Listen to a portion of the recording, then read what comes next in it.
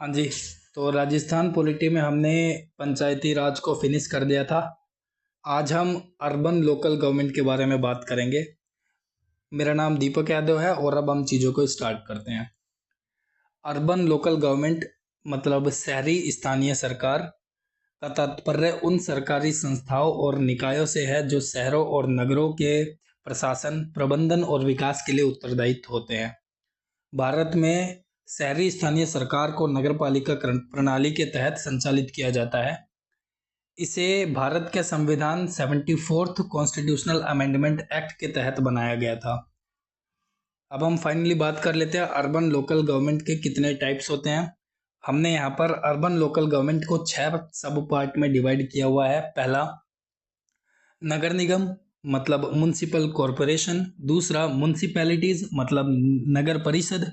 तीसरा, नगर पंचायत। चौथा, containment board. और पांचवा, अर्बन डेवलपमेंट अथॉरिटी यानी कि नगर विकास प्राधिकरण।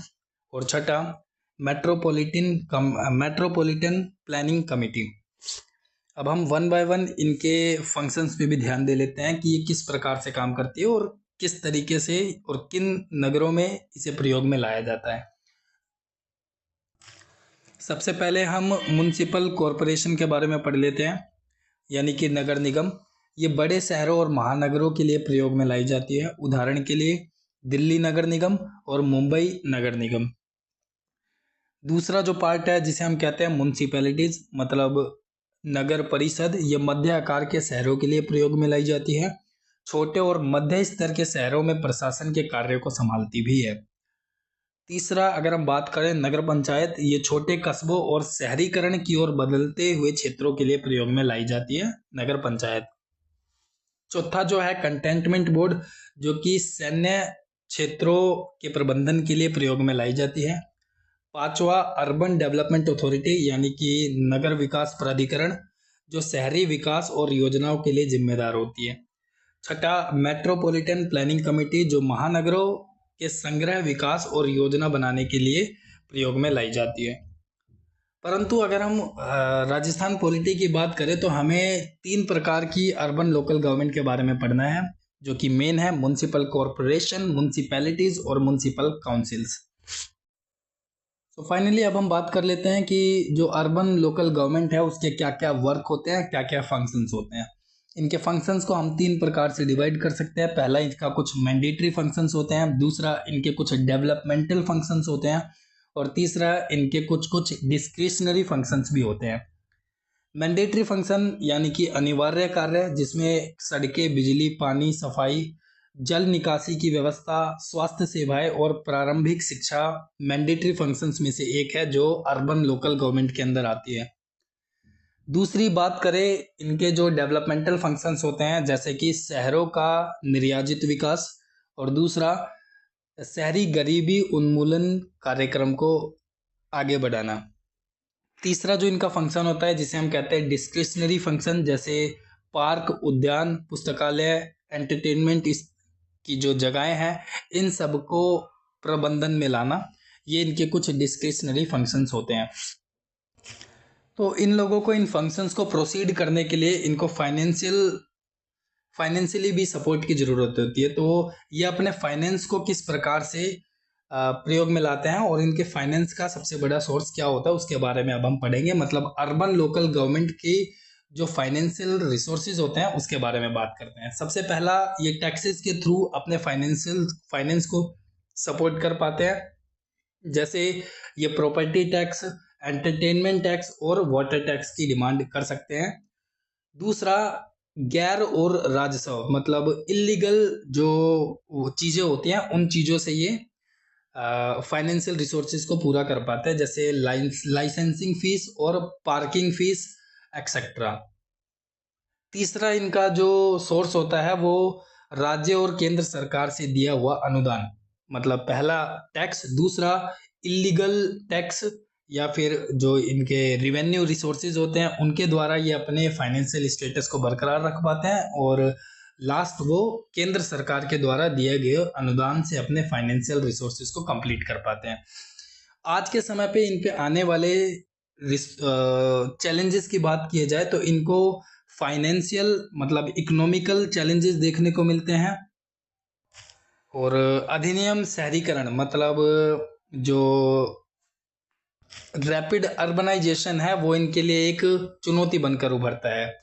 प्रदूषण और यातायात से ये लोग डील नहीं कर पाते और राजनीतिक हस्तक्षेप इसमें कई प्रकार के देखे जाते हैं, जिसके कारण जो अर्बन लोकल गवर्नमेंट है वो ठीक प्रकार से अपने कार्य को नहीं कर पाते। तो अब हम historical background of urban local government के बारे में बात कर लेते हैं। इसको हम सबसे पहले एंशियंट पीरियड से स्टार्ट करते हैं। अर्बन लोकल गवर्नमेंट जो थी वो एंशियंट पीरियड में वो लार्जली डिसेंट्रलाइज थी और कम्युनिटी ड्राइवन थी। जैसे हम बात करें मोहनजोदाड़ो, हड़प्पा जैसी सिविलाइजेशन, जैसे इंडस वैली सिविलाइजेशन जो थी वो उनमें एडवांस अर्बन प्लानिंग सिस्टम था, जिसमें इंक्लूडिंग ड्रेनेज सिस्टम और पब्लिक बिल्डिंग्स देखी जाई जा सकती थी, जो कि लोकल एडमिनिस्ट्रेशन के द्वारा रन किया जाता था। जैसे अगर हम मौर्यन एम्पायर्स की बात करें जो कि 321 एडी से 321 बीसीई से लेकर 185 बीसीई तक चला था, जो कि अर्बन फंक्शंस जैसे ट्रेड, सैनिटाइजेशन और पब्लिक वेलफेयर वो कम्युनिटी के द्वारा रन किया जाता था। तो बहुत बड़ा एग्जाम्पल है अर्बन लोकल गवर्नमेंट का। अर्थशास्त्र जो है जो चाणक्य कौटिल्य के द्वारा प्रोवाइड की गई थी उसमें अर्बन गवर्नेंस के बारे में बताया गया है और उनके रोल्स के बारे में भी बताया गया है। जैसे एक ऑफिसर्स लाइक नगराक जो कि सिटी का सुपरिटेंडेंट हुआ करता था। सो एंशिएंट पीरियड फिनिश होने के बाद अब हम बात करते हैं urban local government in medieval period. Urban governance during the medieval era was under in the control of the ruler and the local feudal lords। जैसे अगर हम सुल्तान और मुगल्स पीरियड्स की बात करें, cities like Delhi, Agra and Lahore were managed by the appointed officials such as कोतवाल, जो कि in charge हुआ करता था लॉ एंड ऑर्डर का उस एरियाज में, और आमिल्स जो कि टैक्स के कलेक्शंस का काम किया करते थे। Municipal functions are primarily restricted to the revenue collections, policies and the limited public works. Local traders, guilds and the community leaders play an important role in managing the market and the other civics activities. So it's all about the medieval period। medieval period के बाद अब हमें colonial period के बारे में पढ़ना है, जो बहुत ज़्यादा important हो जाता है किसी भी एग्जाम्स के लिए, क्योंकि मैक्सिमम जो क्वेश्चंस होते हैं वहीं से पूछे जाते हैं। So colonial period, the foundation of the modern urban local government in India was laid during the British rules। तो इसमें सबसे पहले अर्ली ब्रिटिश एडमिनिस्ट्रेशन की बात कर लेते हैं, जिसमें 1687 और 1688 के बीच में मद्रास म्युनिसिपल कॉरपोरेशन सबसे पहले एग्जिस्टेंस में आती है। फिर उसके बाद 1726 एडी में हमें जो म्युनिसिपल कॉरपोरेशन बॉम्बे और कोलकाता में भी देखने को मिलती है। उसके बाद 1870 एडी में हमें लॉर्ड मेयो रेजोल्यूशन देखने को मिलता है फॉर द फाइनेंशियल डिसेंट्रलाइजेशन के लिए, और 1882 एडी में लॉर्ड रिपन रेजोल्यूशन आता है, और 1907 में रॉयल कमीशन की फॉर्मेशन होती है, और 1919 में इंडिया गवर्नमेंट एक्ट आता है जिसमें जो सब्जेक्ट है वो डिवाइड किए जाते हैं रिजर्व और अनरिजर्व। अनरिजर्व जो सब्जेक्ट है वो स्थानीय सरकार को और स्थानीय शासन को दिया जाता है। फाइनली 1935 एडी में लोकल बॉडी को स्टेट सब्जेक्ट को दे दिया गया। मतलब अब जो लोकल बॉडीज होंगी वो स्टेट सब्जेक्ट का हिस्सा होंगी, ये बात डिसाइड कर दी गई। राजस्थान में सबसे पहले म्युनिसिपल कॉरपोरेशन को इस्टेब्लिश किया गया पहली बार माउंट आबू के द्वारा 1864 एडी में। The term urban local government in India signified the government of urban area by the people through their elective representatives. The system of urban government was constitutionalised through the 74th constitutional amendment act 1992। इसमें जो कुछ provisions थे जो लागू किए गए थे 1 जून 1993 में, जिसमें एक नया पार्ट ऐड किया गया, पार्ट 9 में ए को ऐड किया गया जिसमें म्यूनसिपैलिटीज़ का नाम डिसाइड किया गया।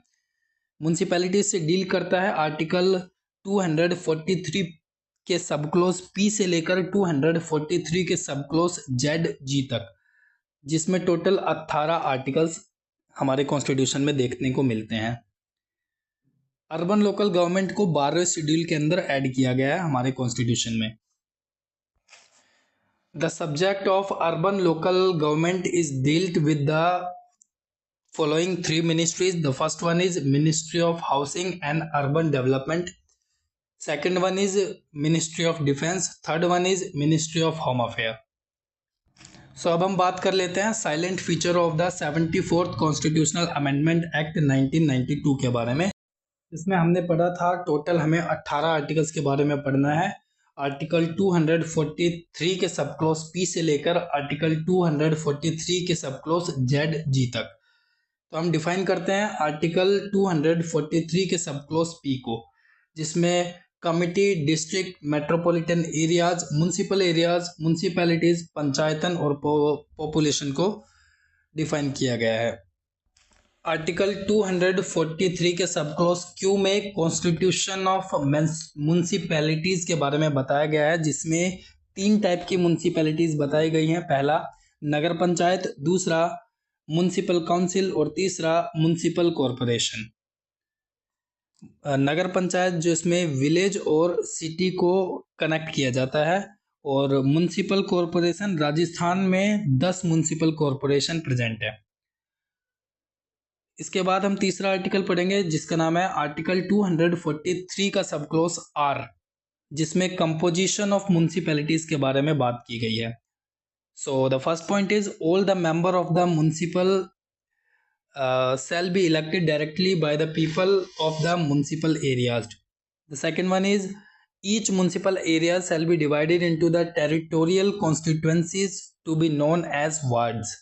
The third point is the state legislature may provide the manner of the election of the chairperson and the other members as well. जैसे अगर हम अर्बन लोकल बॉडीज को बांटे तो सबसे पहला उसमें आता है म्युनिसिपैलिटीज, दूसरा म्युनिसिपल काउंसिल और तीसरा म्युनिसिपल कॉरपोरेशन। म्युनिसिपैलिटीज राजस्थान में टोटल 13 वार्ड्स हैं, और ये जो अलग अलग चीज़ें बढ़ती है जैसे म्युनिसिपैलिटीज, म्युनिसिपल काउंसिल और म्युनिसिपल कॉरपोरेशन, ये पॉपुलेशन के आधार पर बढ़ती है। जैसे म्युनिसिपैलिटीज में बात करें तो राजस्थान में टोटल 13 वार्ड्स है, और ये डिसाइड किया जाता है, जो कितने वार्ड्स है डिसाइड किया जाता है स्टेट गवर्नमेंट के द्वारा, और लेजिस्लेटिव फोरम से ही या फिर लेजिस्लेटिव फॉर्म से ही काउंसिल डिसाइड की जाती है। और म्युनिसिपल काउंसिल से चेयरपर्सन बिलोंग करता है, और म्युनिसिपल कॉरपोरेशन से मेयर डिसाइड किया जाता है। तो ये सभी के सभी, ये जो तीनों की बात करी हमने, they all are the differentiated by their wards and the representative it's is by the councillor means पार्षद directly elected by the voters like us. जैसे अगर हम वोट्स की बात करें, जो वोटर्स होते हैं वो काउंसलर को डिसाइड करते हैं, मतलब वोट देने का जो अधिकार होता है वो हम इस काउंसलर को देते हैं। फिर जो काउंसलर होता है वो चेयरपर्सन को वोट करता है, और जो चेयरपर्सन होता है वो फाइनली मेयर को वोट करता है, और मेयर जो होता है म्युनिसिपल कॉरपोरेशन का हेड होता है, और जो चेयरपर्सन होता है वो म्युनिसिपल काउंसिल को हैंडल करता है, और म्युनिसिपैलिटीज से बिलोंग करते हैं हमारे पार्षद मतलब काउंसलर्स। सो अब हम 4th आर्टिकल्स के बारे में बात करेंगे, जो कि आर्टिकल 243 के सब क्लॉज एस के बारे में बताता है, जो कि वार्ड कमिटी के बारे में एक्सप्लेनेशन देता है। There shall be constituted ward committee consisting of 1 or more ward with in the territorials areas of the municipalities having a population of 3 lakh or more. और इसमें जो पार्षद होना चाहिए वो 25 या 25 साल से ज़्यादा का होना चाहिए, और इसमें टोटल 5 मेंबर आते हैं वार्ड कमेटी के मेंबर्स में। 5th पॉइंट जो है, जैसे 5th आर्टिकल है वो 243 के सब क्लॉज टी एक्सप्लेन किया हुआ है, जिसमें रिजर्वेशन ऑफ द सीट के बारे में बात किया गया है। Schedule caste and schedule tribe reservation in every municipalities in proportion of their population to the total population in the municipal areas. जैसे वुमेन्स के लिए भी 1/3 सीट को रिजर्व किया गया है।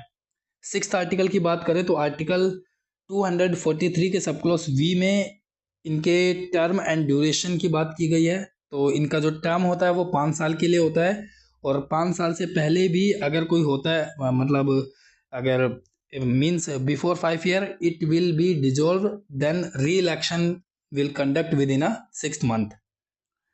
So the 7th article is article 243 sub clause V, जिसमें disqualification of the membership की बात की गई है। एक पर्सन को डिसक्वालीफाई किया जाता है on the basis of their eligibility. जैसे अगर वो इन एलिजिबिलिटी में फिट नहीं बैठता तो उसको डिसक्वालिफिकेशन उसका डिसक्वालीफाई किया जा सकता है। जैसे वो सिटीजन ऑफ इंडिया और लोकल रेजिडेंस का होना चाहिए, दूसरा वो वोटर होना चाहिए, तीसरा वो 21 साल उसकी मिनिमम एज होनी चाहिए, चौथा मोरल एनिग्मा और गिल्टी से दूर होना चाहिए, उसको जेल ना हुई हो 5 साल तक के लिए, और वो इंसॉल्वेंसीज या फिर दिवालिया घोषित ना हुआ हो, और इलीगल और फूड अडल्ट्रेशन जैसी चीज़ों में वो ना फंसा हो। 8वां जो आर्टिकल है, जो कि आर्टिकल 243 के सब क्लॉज एन रिप्रेजेंट करता है इसको, जिसमें power, authority and the responsibility of the municipal authority को एक्सप्लेन किया गया है, जिसमें social and the financial related work को एक्सप्लेन किया गया है, जो कि शेड्यूल 12 में, और टोटल 18 सब्जेक्ट जो है वो म्युनिसिपल अथॉरिटीज़ को सौंपे गए हैं। आर्टिकल अब हम बात कर लेते हैं जो 9th आर्टिकल है, जिसमें आर्टिकल 243 का सब क्लॉज एक्स, जो कि power to impose the taxes and the funded of the municipalities की बात करता है।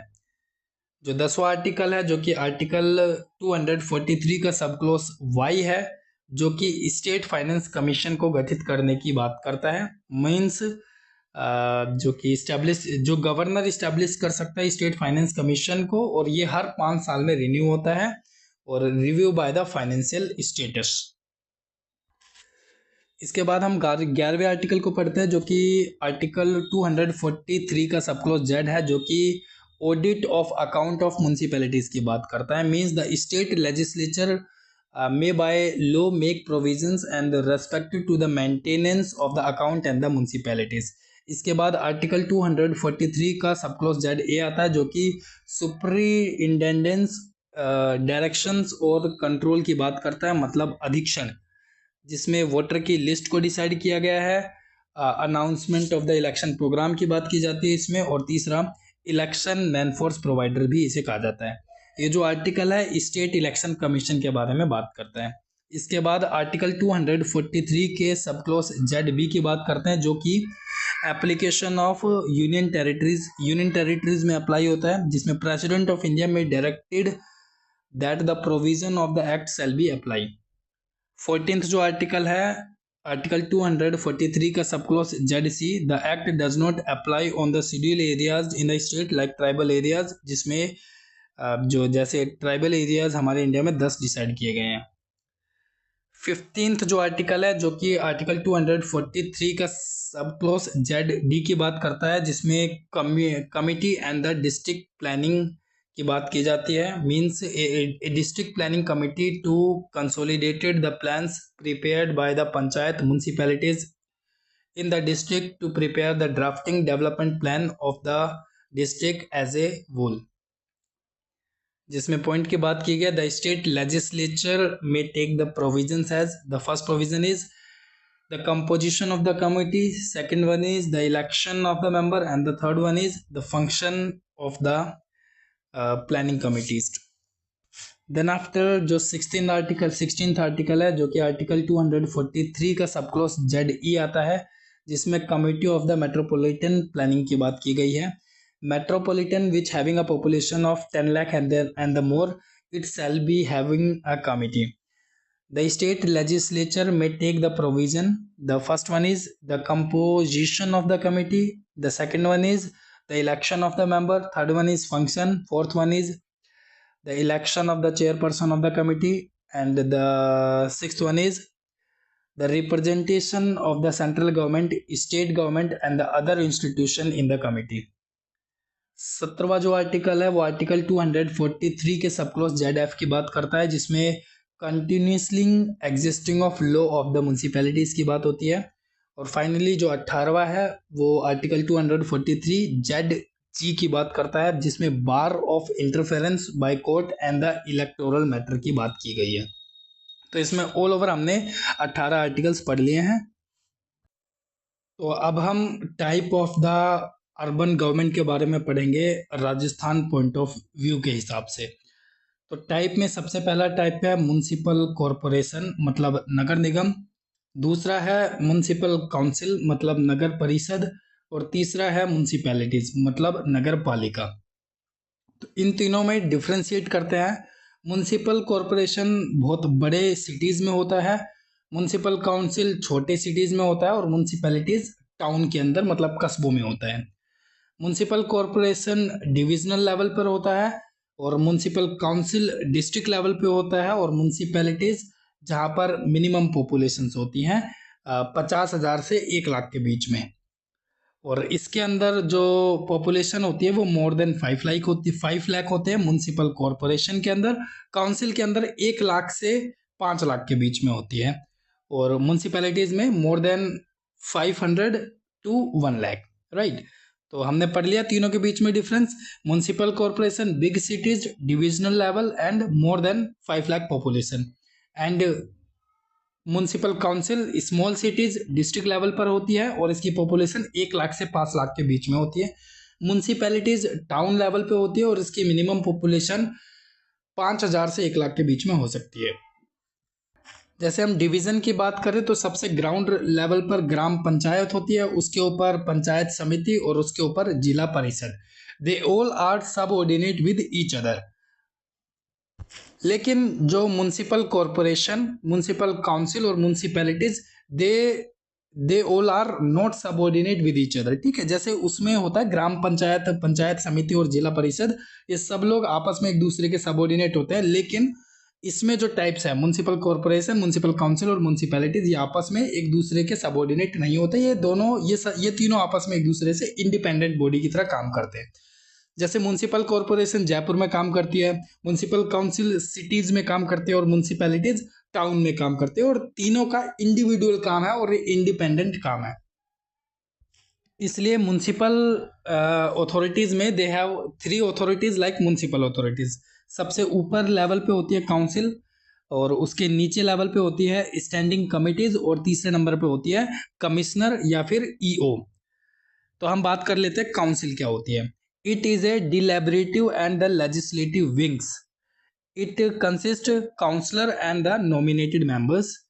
And the last point is the council is headed by corporation, जो है वो मेयर के साथ हैंडल किया जाता है, म्युनिसिपल काउंसिल चेयरपर्सन से, और म्युनिसिपैलिटीज चेयरमैन से। जैसे हमने बात करें ना, म्युनिसिपल कॉरपोरेशन मेयर हैंडल करता है, और म्युनिसिपल काउंसिल चेयरपर्सन, और म्युनिसिपैलिटीज चेयरमैन।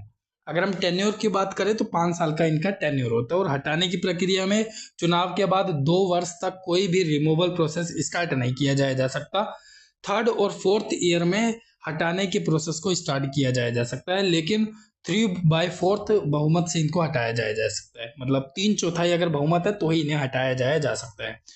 अंतिम वर्ष 5वें वर्ष में हटाने का प्रस्ताव नहीं लाया जा सकता। मतलब हटाने का प्रस्ताव 5 साल के जो तीसरे और चौथे ईयर में ही लाया जा सकता है, पहले और दूसरे ईयर में नहीं, और लास्ट ईयर में नहीं। अब हम काउंसिल के बाद बात कर लेते हैं स्टैंडिंग कमेटी की। These created to facilitate the work of the council, and they deal with the public work, education, health, taxation and the finance etc. अगर हम तीसरे पॉइंट की बात करें कमिश्नर ईओ की, they are appointed by the state government. जैसे हम बात करें चेयरमैन की, जिसे हम कहते हैं अध्यक्ष, जो कि पीपल इलेक्टिव होता है, वो नगर पालिका के थ्रू एग्जीक्यूटिव ऑफिसर बनाया जाता है, जो कि एक सबऑर्डिनेट सर्विस के अंदर आती है। फिर उसके ऊपर सभापति की बात की जाती है, जो नगर परिषद के अंदर आता है, जिसमें कमिश्नर लेवल के व्यक्ति होते हैं, जिसमें हम लोग कहते हैं ये राजस्थान एडमिनिस्ट्रेशन सर्विस से अगर किसी का सिलेक्शन होता है तो वो सभापति मतलब चेयरमैन की पोस्ट पे जा सकता है।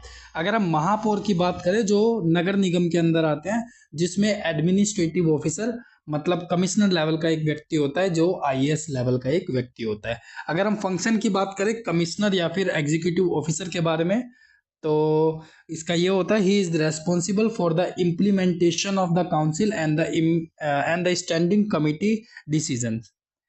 And the second function is he is responsible for day to day administration. तो हमने 3 अथॉरिटीज के बारे में बात कर लिया, काउंसिल्स के बारे में, स्टैंडिंग कमेटी के बारे में, कमिश्नर और ईओ मतलब एग्जीक्यूटिव ऑफिसर के बारे में। तो फाइनली अब हम बात कर लेते हैं नोटिफाइड एरिया कमेटी क्या होती है, ये किसके अंडर में आती है। Notified area committee is created for the administration of two types of area. The first one is fast developing town due to industrialization, and the second type is a town which does not yet fulfill all the condition necessary for the constitution of the municipalities. तो इन दो तरीके के towns में notified area committee बनाई जाती है. इसके structures की बात करें, all member and the chairperson are nominated by the government, and the second structure is it is neither an elected body or nor a statutory body. अगर हम इसके फंक्शंस की बात करें, that function is almost equivalent to the municipalities. एक और committee बनाई जाती है जिसको हम कहते हैं town area committee. They are जो टाउन एरिया कमेटी है ये राजस्थान के अंदर एग्जिस्टेंस में नहीं है. मोस्टली ये जो टाउन एरिया कमेटी है ये हमें यूनियन टेरिटरीज में देखने को मिलती है. इसके अगर हम इलेबोरेशन की बात करें, जैसे it is set up for the administration of the small town, it is semi municipal authority and it is interested with in a limited number of civic functions like drainage road, street lighting and the conservancies. Another work is it is created by the separate act of the state legislature. And another point is it may be wholly elected or wholly nominated by the state government, and all elected or party elected by the partially elected also, right? इसके जो सारे member हैं ये पूरी तरीके से state government के द्वारा इलेक्टेड किए जा सकते हैं. सभी के सभी पार्शली इलेक्टेड हो सकते हैं, पूरी तरीके से इलेक्टेड हो सकते हैं, और या फिर पार्शली नॉमिनेटेड भी हो सकते हैं. अगले जो बोर्ड बनाया जाता है, कमेटी बनाई जाती है, जिसको हम कहते हैं कंटेनमेंट बोर्ड, मतलब छावनी board. It is established for the municipal administration for the civil population in a cantonment area. It is set up under the Cantonment Act 2006. It work under the administrative control of Defense Ministry. It has 4 category of the cantonment. The first one is population more than 50,000. The another one is 10,000 up to 50,000, and the another category is 2,500 to 10,000, and the last category is 2,500 or less than 2,500. अगर हम containment board के structure की बात करें, the first point is the member are partially elected by the partially nominated from the defence authorities. The second point is elected member hold the office for a term of 3 years while the nominated continue for a long as they hold the office in that stations. The fourth point is the president of the board is a commanding officer of the station, and the vice president he shall be form of the elected members. The executive officer is appointed by the president of India. After the cantonment board, the another category is township. This type of urban government is established by the large people enterprises to provide the civil amenities its staff for worker who live in a house colonized and built near the plants. The enterprises appointed a town administrator as well. The another category is port trusts. That port trust is established in the port, and they have mainly two purpose: to manage and protect the port, and another one is to protect the civil amenities. The another work is to it is created by the act of parliament, and it consists of both elected and the nominated member as well. State control और central control में कुछ special purpose agencies भी बनाई गई है. State have set up certain agency to undertake designated activities or special functions that legitimate belongs to the domains of the municipal corporations. They are the function based, not areas. They are known as the single purpose, unipurpose or the special purpose agency as well, like the town and urban improvement trust, like UITs. The another one is urban development authorities in Jodhpur, Dev authorities. The third authority name is the water supply and the sewage board. The fourth one is housing board. The fifth one is pollution control boards. Sixth one is electricity supply boards. The seventh one is city transport board. These functions, functional local bodies are established as a statutory bodies by an act of the state legislature or as an the department by the executive resolutions as well.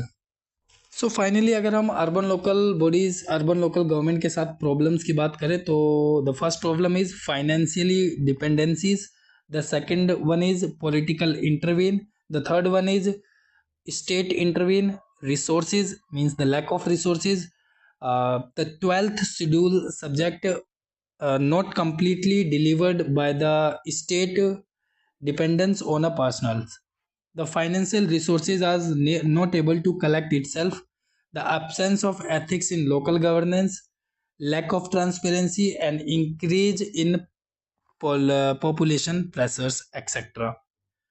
So it's all about the urban local government.